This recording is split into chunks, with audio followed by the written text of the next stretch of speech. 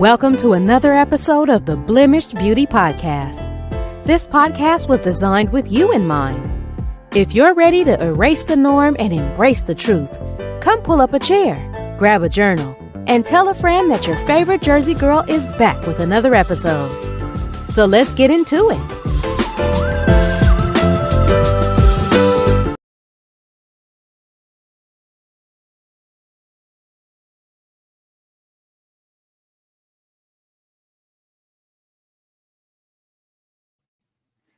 Hey y'all, sorry about that. As you know, tonight is a special night. As you know, we're still in season 3. And before we started season 3, I had the pleasure of sitting down with the men and having a men's roundtable discussion talking about safe spaces. Now, this time I'm sitting down with some ladies and we're going to talk about how we cultivate these safe spaces. So after this interlude, I would like for you guys to welcome to the stage Miss Mahogany, Lady A, and author Nikki Nicole.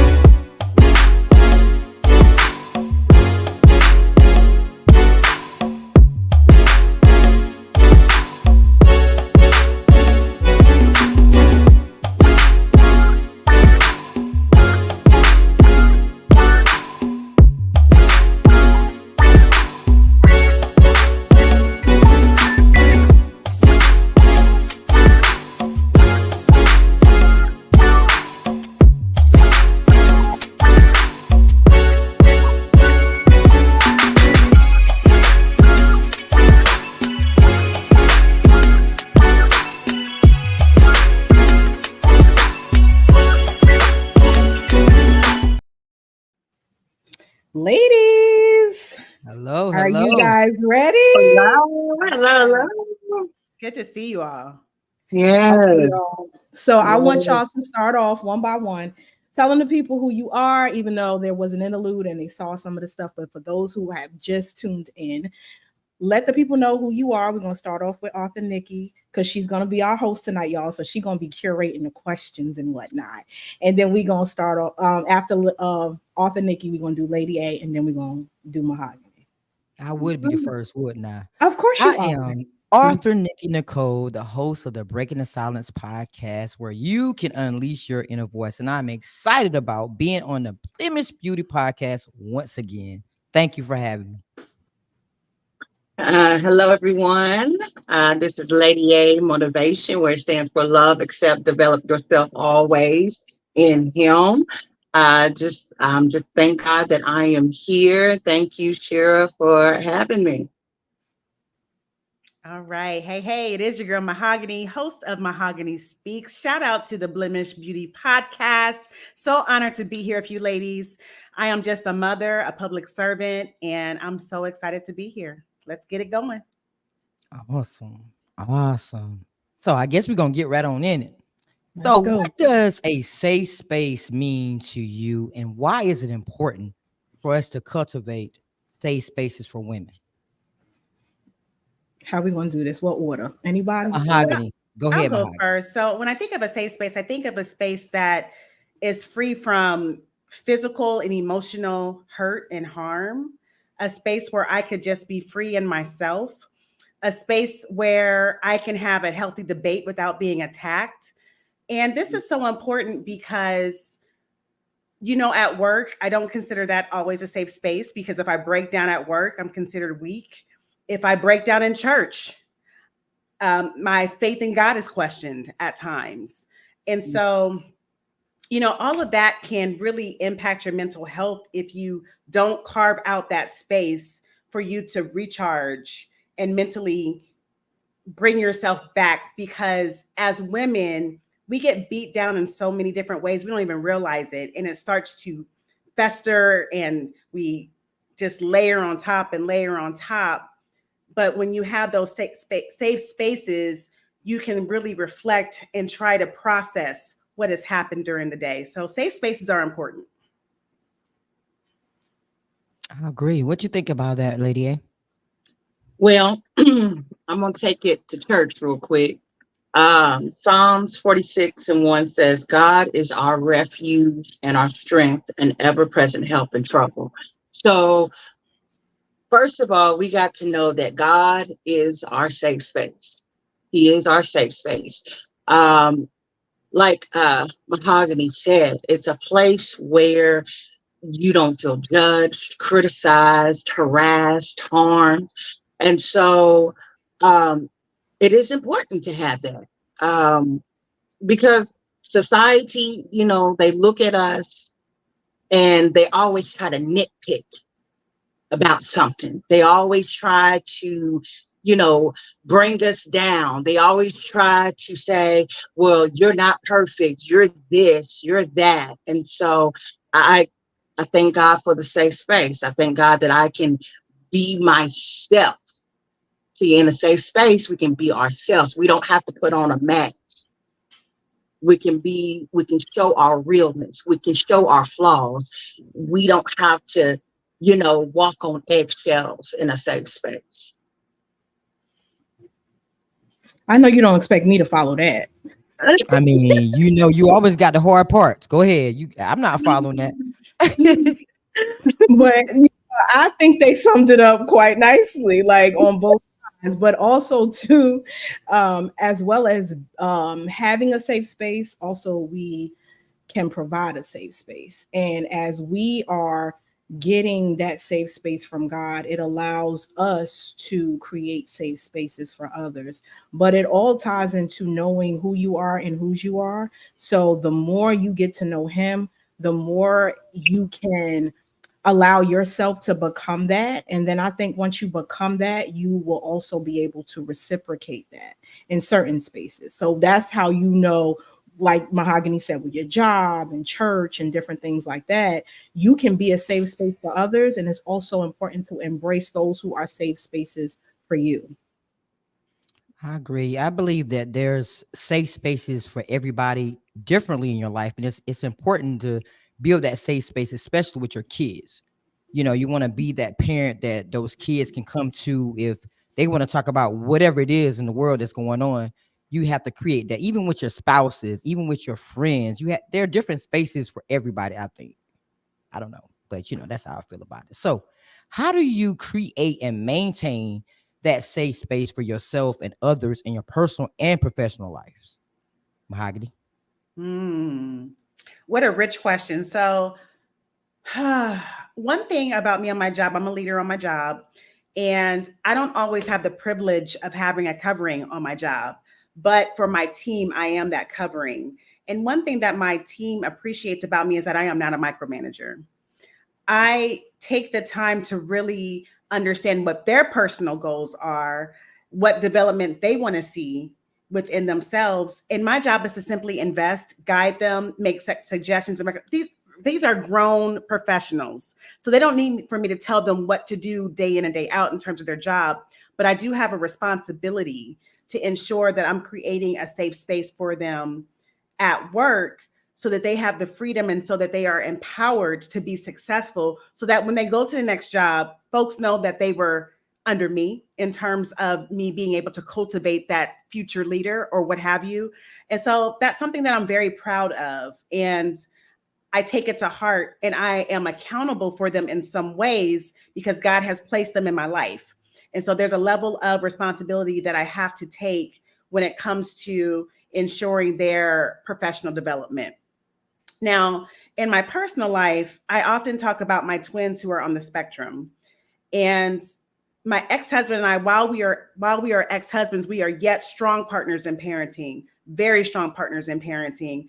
And one of the things that we are on the same page about is ensuring that we are not disciplining their diagnosis, but disciplining their behavior.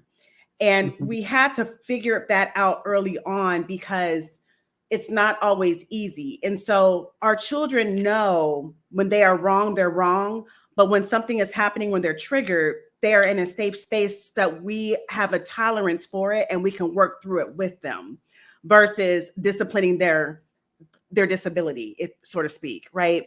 And so another thing that we do with them at home, and I'm specifically talking about my children and not necessarily me, is we ensure that we are exposing them to different things, because if it was left up to them, they would do the same thing over and over and over again and master that one thing. And in that, that's great, but then they don't learn how to make mistakes. They don't understand how disappointment feels or what disappointment looks like. And so while they're under a covering trying new things, they can make those mistakes so that when they become teenagers or are in high school, they already know what that feels like and how they process it to get back on track.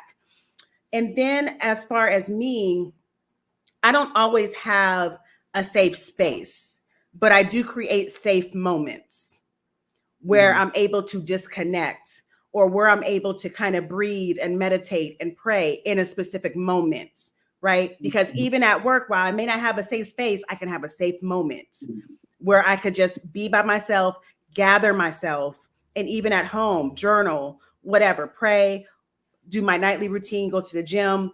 I have safe moments. So I may not have a safe space all the time, but if you can't get a safe space, take a safe moment. I love that, Mahogany. Absolutely. Yeah.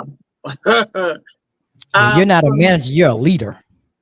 yes, It's there's a different. difference. Yeah, Yeah. it is.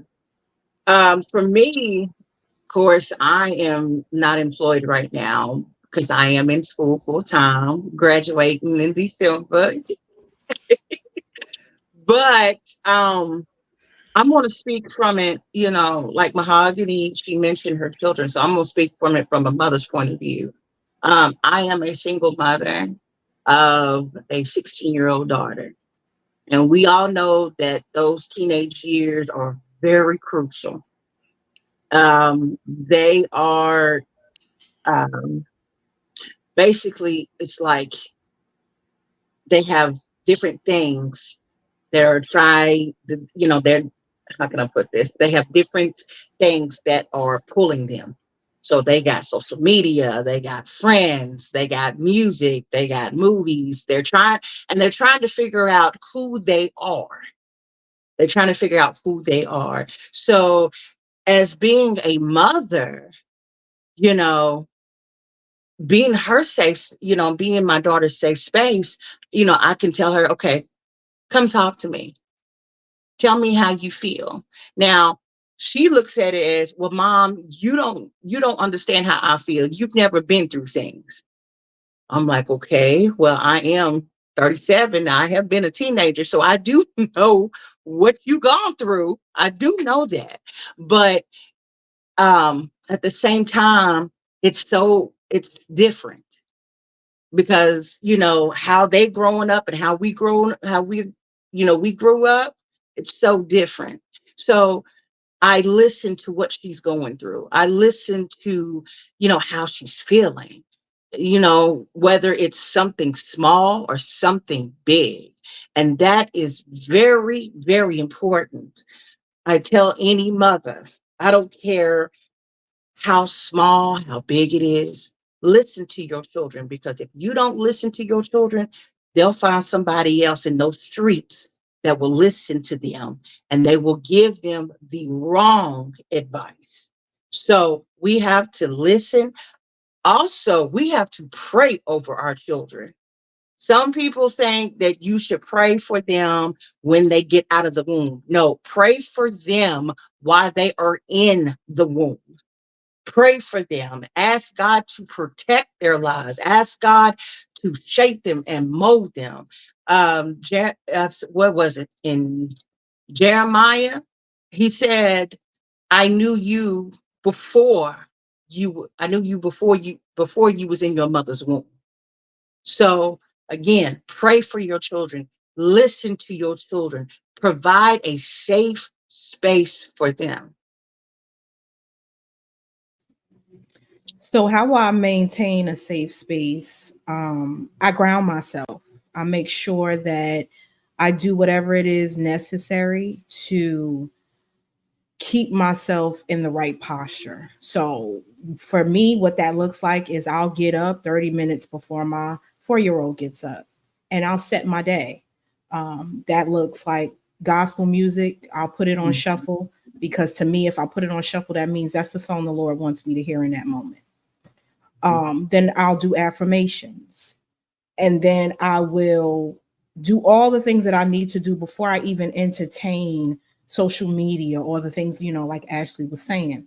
So then when I do show up to places like work and all those other places where I have to divvy myself out, they get the best version of me. So it's easier to maintain it that way. If I don't do that, if I don't set my day, oh, it's going to be a bad day. So I try to make sure that I prioritize setting my day, grounding myself, affirming myself, and then even after the day is over, do the same thing before I go to sleep so I can wake up in good spirits and in a good mood. To tie into the parent aspect, I have boys. So I have to make sure that I definitely have that aura with me because I am raising somebody's potential husband and or father. And sometimes as men, they are taught to not show emotion. They are taught to not be able to tell how they're feeling. And I want them to know that that is okay. You just have to have discernment to know when you should and who you should have those safe moments with, vulnerable moments with. So it starts with me. And I noticed that with a lot of men, they are like that because they didn't have that growing up. They didn't have those moms to embrace them and tell them that they love them. Still be stern, still tell them, you got to be a man, you got to do this, you got to do that. But embrace the fact that their voices matter. Their mental health matters. They matter. Their heart matters. Their mind matters. They just matter, period. So I maintain that by grounding myself so I can pour out to every capacity that I need to. And you want me to follow up to that. Yep. So I say this, everything does start with you. With your mood, your way, how you do things. That's why every morning I get up and I have to look myself in the mirror and say, hey, you got it. You're going to make the best out of this day. You're going to go hard today. Everything starts with you. But those safe spaces come more important. See, all y'all have small kids. I have grown-ups, adults. So I believe that space becomes more important when they become adults. I tell everybody all the time, it's easy when they're young. Yeah, you might not know it right now, but it's the easy part. But when they become adults, they need you more. They lean upon you more. They want your advice. They want your guidance. They want your love. They want your support. So those safe spaces become so vital for parents and even your grandchildren as they're coming up. I have one grandchild, so him coming up, I'm going to have to teach him how to be a man, teach him how to treat a woman. Even though his father is present, he loves his grandma. So he's going to really be looking at grandma to come to for that safe space to talk to about anything. I already see that happening. He's just 1 year old. So I do say that those safe spaces, when those kids grow up, it's important, really important. All right. So how do you handle situations where the space doesn't feel safe anymore?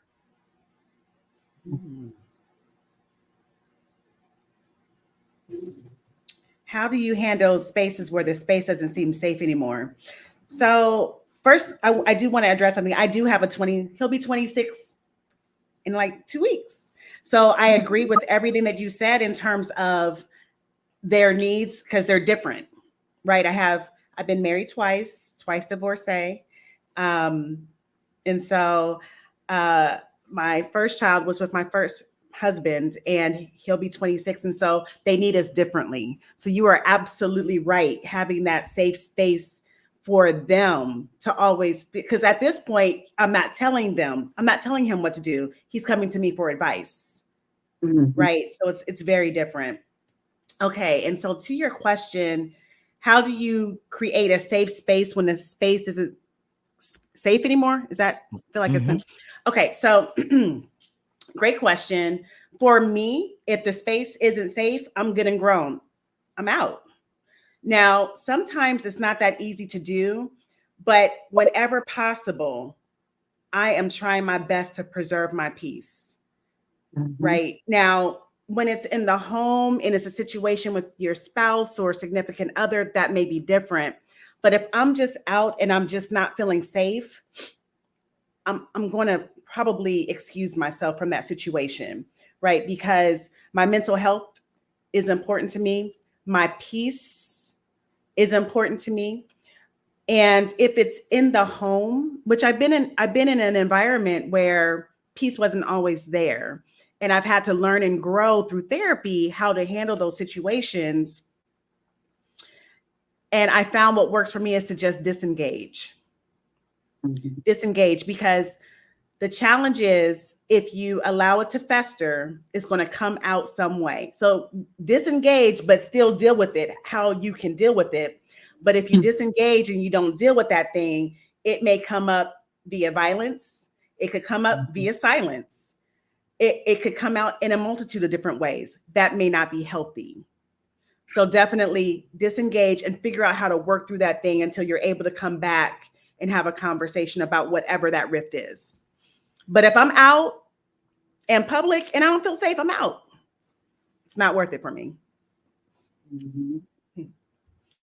So for me, now I had to take it back to when I was dealing with those wrong friends that I thought that they were my friends. Because they would be toxic. They would be toxic and they wasn't doing anything with their lives. And I'm like, okay, I should just be a friend to them. Because I was at the point where I didn't want to be lonely. Now I'm 37 and I went through some experiences. If you try to mess with me, mess with my peace, in any type of way, I'm gonna need you to exit stage left. Like I don't need that headache. I don't need that heartbreak.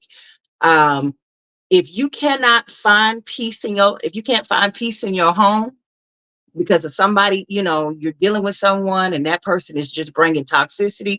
If you can't find peace in your home, again, you need to throw that person out because you can find peace in one or two places, your home or in the grave. I'm not ready to go yet. I am not ready to go yet. Okay. So, and I love my peace. I love my peace. I love my safe space. I need people that will add to me, not take away from me. So, yes, if my peace is being messed with, I'll be like, nope, you got to go. Or, like Miss Mahogany said, excuse myself from that. So for me, I want to take it from a mental perspective. In order to remove yourself or do the things that you need to do when it's no longer safe, you have to know the signs of an environment that's not safe. So if you're in a situation or you're around people that make you feel heavy and not light, and Nikki, we've talked about this before.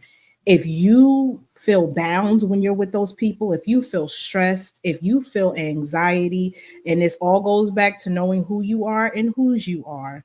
If it's Mhm. anything that is opposite or contrary to the peace that God describes, that is an unsafe environment. Those are unsafe people. So when you get to a space where you prioritize your peace over people, then it makes it easy for you to remove yourself and your business. Whether it's a business, you won't be a patron there.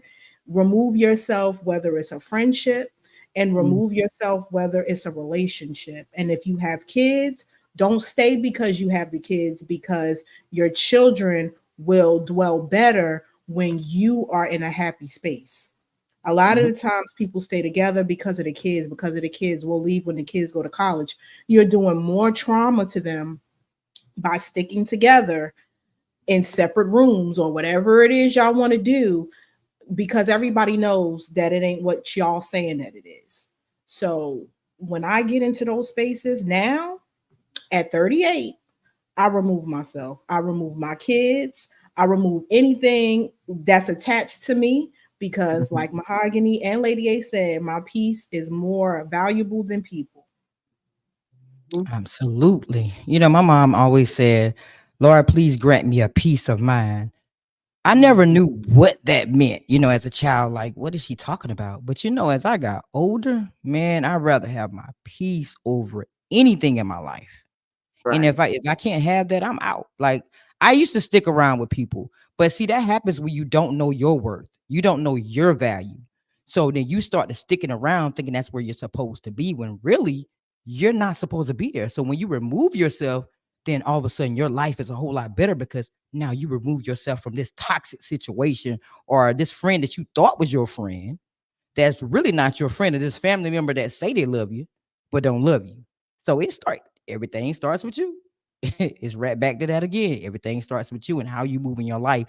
And when people start interrupting your peace, you have to set boundaries. And I didn't learn that until I'm telling you, I didn't learn this until recently that I had to set boundaries with people.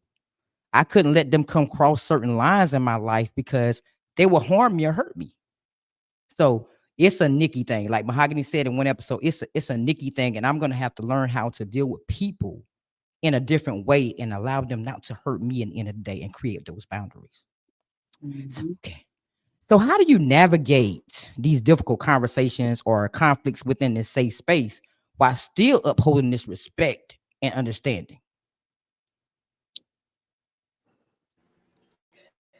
I think that one thing I do want to say is what has helped me, you know, being divorced twice and going through that. It's not something that I'm proud of. It's something that I have struggled with because what is wrong with me? What am I doing wrong in these situations? And one of the things that I found beneficial is therapy because that has allowed me to do a lot of self reflection and not so much point the finger, but figure out, okay, what is in me to cause this to keep happening? And so, what I have gained is an appreciation for grace and appreciation for tolerance. And so, when I'm in a situation and there's conflict and the space doesn't seem very safe, what I've often tried to do is understand the parameters or the background or the full context of where this person is coming from. I've had the benefit of therapy. Not everybody has had the benefit of therapy. I think I communicate well. Not everybody communicates well. So, looking at, I always tell my team, look at the white space, look at what's not being said. Those are oftentimes the most important nuggets when you're trying to get through conflict. Because oftentimes, I remember when I was working in the court system and I was in the courtroom, and it'll be a real short story. A father was saying, I want to see my kids. The mother was saying, I need a break. And they were talking over each other.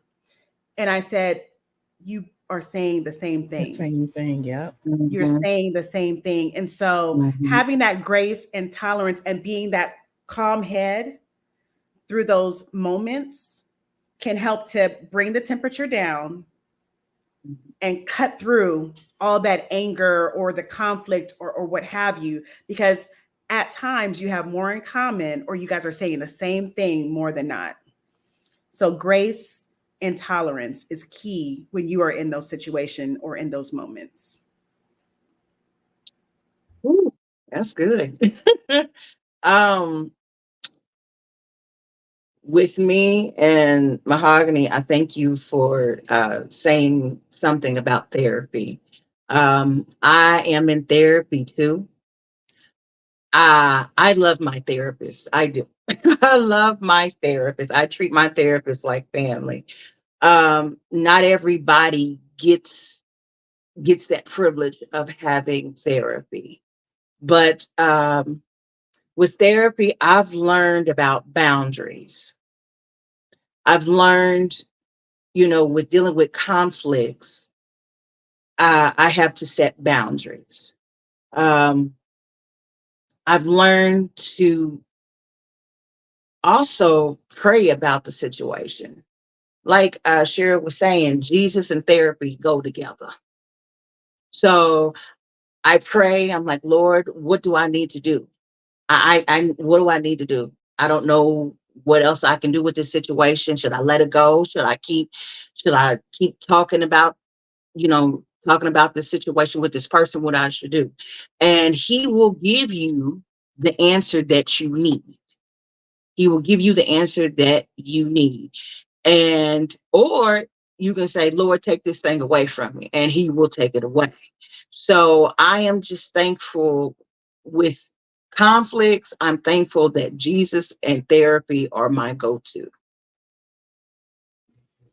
So, touching on the therapy aspect, I too am dealing in therapy and life coaching. And one of the things that you do is you find out about yourself. You learn what your triggers are, you learn where they stem from. And 9 times out of 10, when we're reacting towards a thing, it's not us, it's our inner child. So, in those spaces, I don't when I'm in Jersey City mode, that's at a level 10, right? When I'm in Jersey City mode, I don't like to say nothing. I'll say what I need to say. And Nikki, well, Lady A know too. I'll say what I need to say, but give me 24 hours. Okay, give me 24 hours. I'll be back. I'll be back. And when I come back, we good. Just let me calm down. And that's because therapy is new. But as I get older and as I do it more and I learn myself more, then it'll take a little less time to come back. Right. So once I get myself together and then I figure out, is this the person or is this the spirit driving the person? And sometimes we'll get so focused, like Mahogany was saying about the two parents, the spirit of frustration was on the mother, and the spirit of probably neglect or rejection was on the father. So that's what's reacting. That's what's having the conversation, not the actual person. Had the people did like, well, thankfully she was there to be that mediator. But sometimes when you don't have that mediator, you have to dial it back to see who is driving this mood right now, who is driving this argument. And if you're in a relationship or you have your children, it's necessary to take those breaks so you can come back with calmer and cooler heads and you'll have a better conversation. Because 9 times out of 10, when you went at a level 10, you're going to say something either you regret or you're going to say something that's going to cause a big sever in a relationship. So I'd rather take my time to ground myself, work through what I'm dealing with, and then when I come back, the space is always safe because when I do talk to you, I'm going to have that respect. You're going to have that respect for me. And then we can move forward in love and continue to grow and grow together. So Miss, everybody says something about therapy, but believe it or not, as a kid when I was growing up, therapy was just not suggested. Everything was supposed to just stay. Everything goes on in our house stays in our house. So for years, my mom is old school. So for years, that was something that was just not suggested to go to therapy, and it's kind of bad in our culture to go through that type of thing because truth be told, we go through a lot when we're kids. Kids go through a lot. And then for you to have to carry all of that with you for all your life and not talk to nobody but God, and sometimes some of those kids can't even talk to their parents. They don't even have that safe space with their parents or anybody around them. So to ask them to carry all of this with them for the rest of their lives, they're suffering inside. And then now they're 18 and they learn that, okay, I can go to therapy. I can talk to somebody about these things. And then now I can just release this stuff. Some people don't know about journaling. I was fortunate enough to be writing. So if I went through something, I jotted it down. I wrote everything that I felt because that was my way of releasing all the hurt, releasing all the pain because therapy just was not suggested. So that's something I think everybody needs in their life. I used to not believe in it because how I was raised. I didn't believe in therapy. But, I'm starting to think now that's a safe space for me to go because this person don't know me and I don't know them. So I can tell them my whole life story, and it's gonna be just me, them, and the walls. So we're down to, I hate this on the Blemish Beauty Podcast because we're down to our last question. And this has been such a great session. So, how do you encourage vulnerability and authenticity in a safe space without judgment or fear of backlash? That's a deep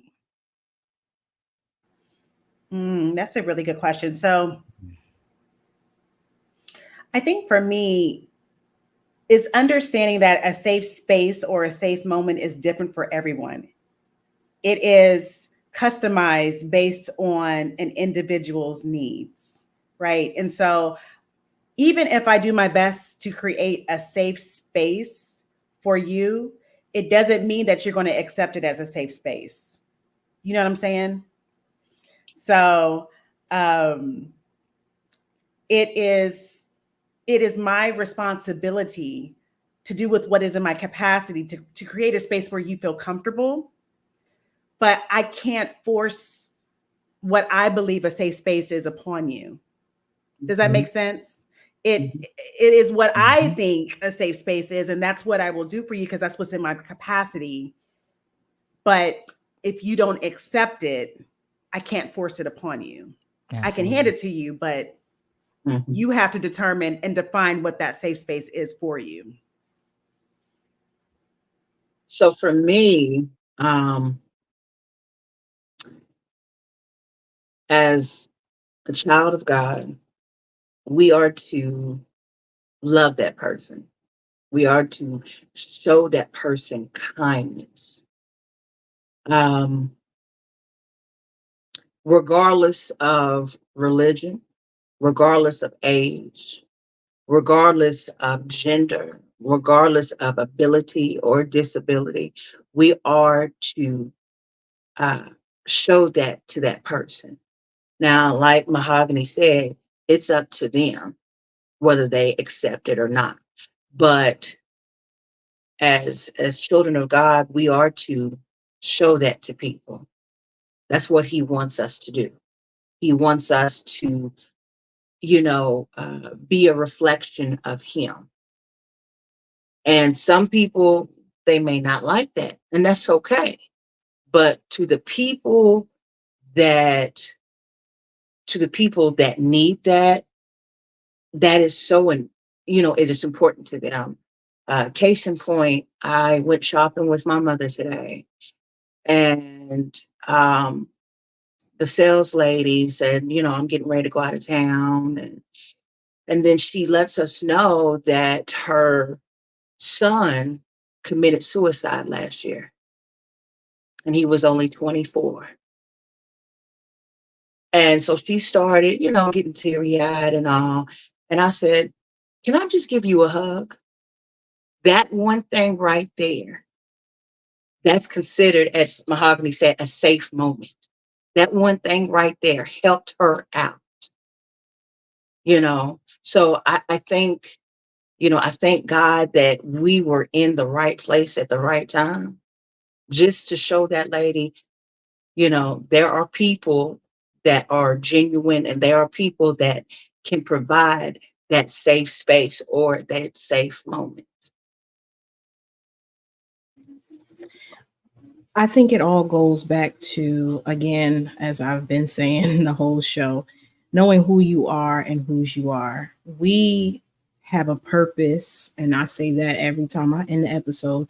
We have a purpose in this world, and our purpose is to be that representation of God. We might be the only version of God that people see. So sometimes we are put in those spaces, like Lady A was just saying, to show someone that He exists. How we handle people, we have to be very meticulous in how we handle them, because a person is one moment away from either a breakthrough or a breakdown. And we could be the catalyst to either or. So for me, how I embrace vulnerability, I think that was the question. I show consistency, and I become what I expect or would like to reciprocate. For me, I am vulnerable with the people, or at least I try to be, with the people that I consider to be close to me. So everyone doesn't get to see that version of me. So when I show you that version, then you know that it's okay for you to do the same to me, because I'm showing you a version that everybody don't get. If I do that to everybody, then you won't think that you're special. So I try to exude what I want to reciprocate. And on top of being vulnerable, I remain consistent in how I show up for people. So if I don't change, because God never changes, in how I handle you, then you'll be more reluctant to be vulnerable enough to open up to me. Whether it's your mom, whether it's your friend, whether it's your sister, whether it's your spouse, you'll be more vulnerable or reluctant to be vulnerable with me, because you know I'm consistently showing up in that space for you. I mean, I think that you have to first know that you're enough. You Mm. have to know that you're enough. And a lot of people in life don't value themselves, and they have low self-esteem, and they don't have that worth in themselves. So you got to know who you are first, and you got to love you first before you can just step out and be vulnerable with people too. Because when you start being vulnerable with people, you show that side to that person, they'll tear you up. They'll tear you up if you allow them to. So you have to, that's back to those boundaries. You got to create those boundaries with these people, because that's mm, that moment where you're letting it all go. You're letting them know everything about you. And not everybody should see that side of you. Not everybody should get that piece of you, because not everybody deserves that piece of you. But a lot of times, the person that don't deserve it always be the person that gets it. And then now the next person that should get it, you shut down. Now you don't want to deal with it. You don't want to be yourself anymore, because you don't know who you are anymore, because you thought who you was working by being yourself. So now you're faking it until you make it, basically. But Mm. we have a question in the audience. From Rev. How can a man create that safe space for women, for the woman he loves? Who wants to take that? Lady A, you want to take that? Yes, I'll take that. Whew. How can a man create the safe space that he loves? All right. What you can do is love her, pray for her. You don't always have to, you don't always have to be Superman. Be real with her. That's what she needs. Um, don't use your money. That's a big thing. Don't use your money, because you can't buy her love. Be truthful to her. Tell the truth. Um, tell her how you feel about her. Tell her how you feel about things. Another thing is, do not make empty promises to her. Don't make empty promises to her, because when you make empty promises to a woman that has been hurt several times and you keep doing it, that's just like opening a wound all over again. If you say you're going to be that man for her, if you say that you're going to be there and you're going to love her and care for her, and you say that you want to marry her, actions speak louder than words. Let those actions speak, because words, yeah, anybody can say. I mean, anybody can say it, but it's the actions that you got to take. And another thing you can do, if you really care about this person, I mean, if you really care about her, you ask God, like, God, help me to be the man I need to be for this woman. Because if you are not, you need to move on and let another man be that man for her. Mm. Come on here. You better come on. Let's pass the plate right now, because I think the doors of the church is now open. Okay, let the church Okay. say amen. I love it. Listen, those You promises got, and them actions mean a lot. you Yeah. got So I anything hope he got to his say? answer. I hope that's the answer that he needed. Did that answer your question, James? Reverend Brother James. Reverend James Glover, did that answer your question? Because I think that was a good one.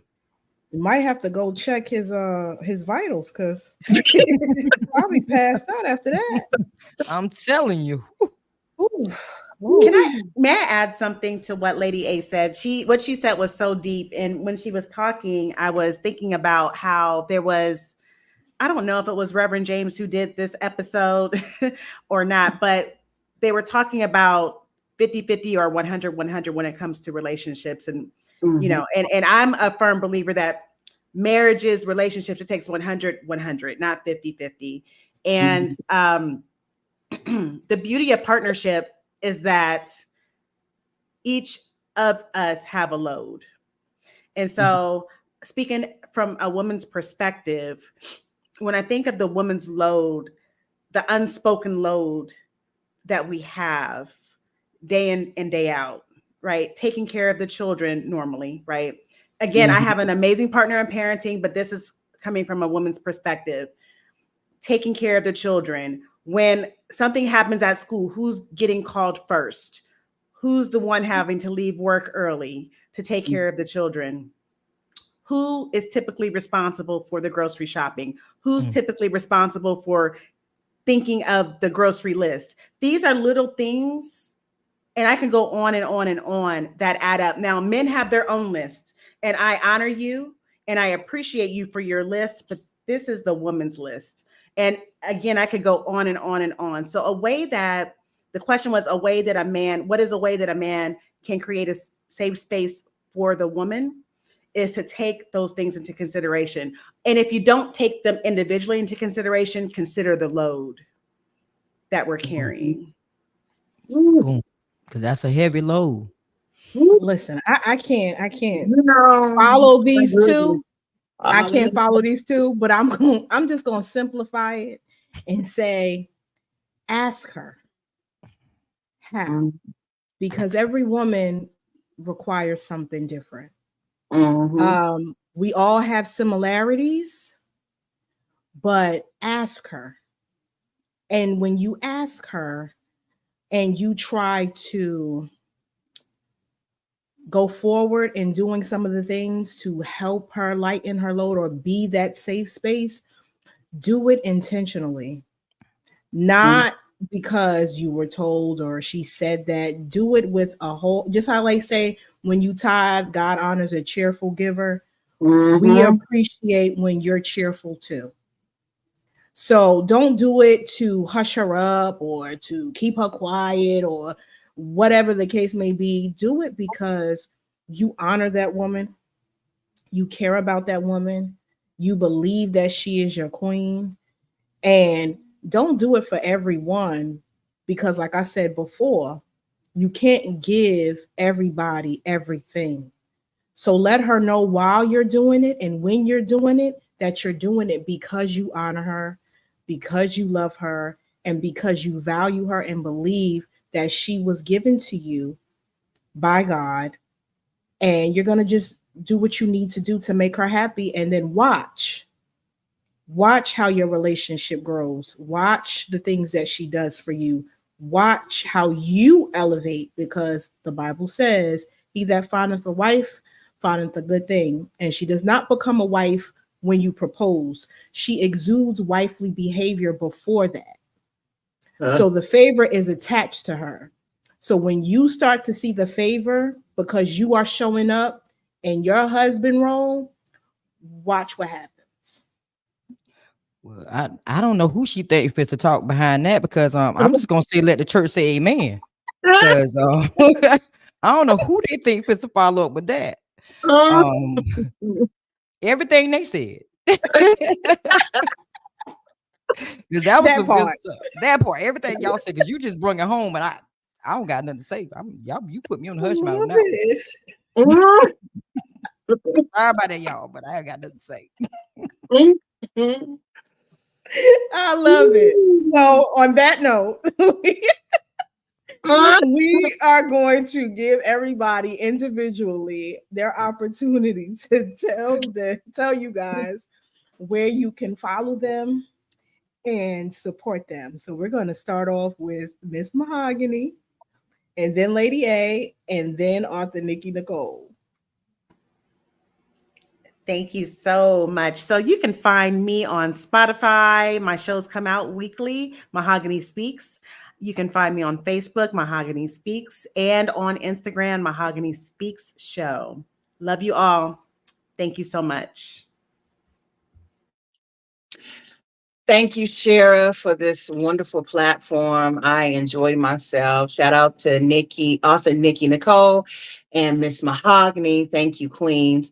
You can find me on Facebook at Ashley Hagan. And I also do my Lady A motivations on there at 8:30 Central Standard Time and 9:30 Eastern Standard Time. Again, thank you so much. God bless.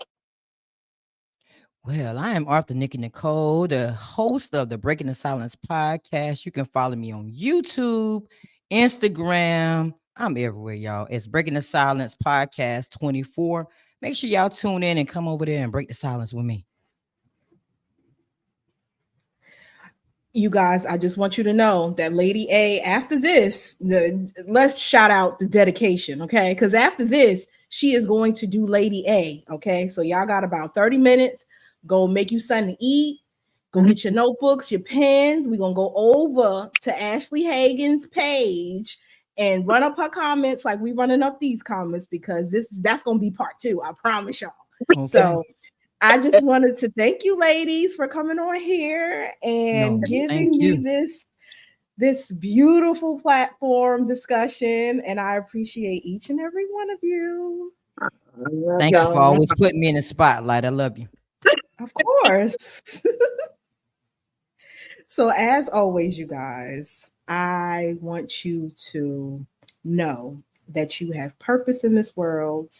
You have been gifted for a time such as this, and you have been created to do great and amazing things. So until next time, bye. We hope you enjoyed today's episode, and don't forget to leave a review. You can follow Shara on all major platforms and on YouTube at Shara Renee 510. Until next time, spread love, show grace, and shine bright.